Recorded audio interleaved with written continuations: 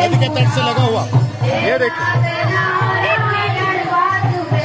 भंडारे की काफी अच्छी तैयारियां।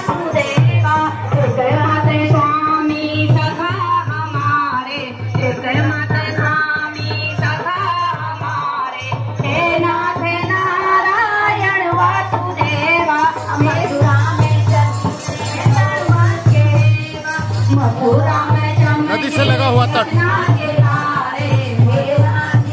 यहाँ पर जोर की नदी। ये देखिए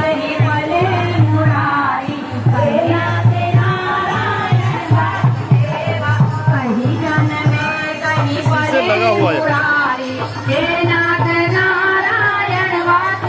बहुत सुंदर नजारा शाम के वक्त का।